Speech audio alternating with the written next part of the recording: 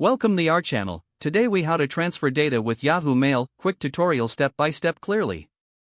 To transfer data with Yahoo Mail, start by opening your web browser. Go to the Yahoo Mail website. Sign in using your Yahoo account credentials. Once logged in, navigate to the inbox or the folder containing the emails you want to transfer. Select the emails you wish to transfer by clicking the checkboxes next to each email. If you want to select all emails in the folder, click the checkbox at the top of the list. After selecting the emails, click on the three dots icon located at the top of the page. From the drop-down menu, choose the option to move. Select the folder where you. If you need to create a new folder, click on New Folder and name it appropriately. Once you've selected or created the new folder, click Move.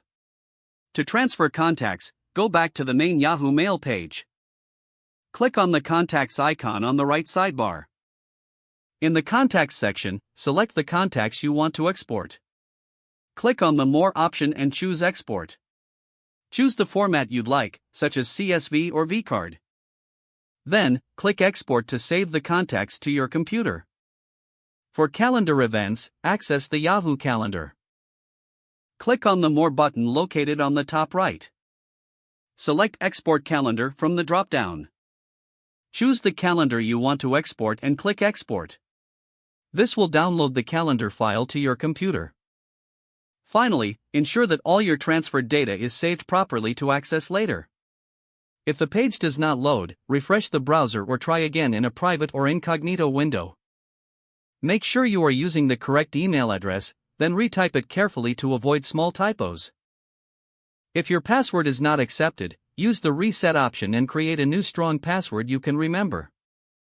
Check your spam folder for verification or security emails, then complete any requested confirmation steps. Enable two-factor authentication if available to improve account security and reduce unauthorized access risk. After signing in, review your profile details so your contact information and settings are accurate and current. If you see an error message, note it down and try again after restarting your device and internet connection. Log out when you finish, especially on shared devices. If the page does not load, refresh the browser or try again in a private or incognito window. Don't forget to like this video and subscribe to our channel for more step-by-step tech guides.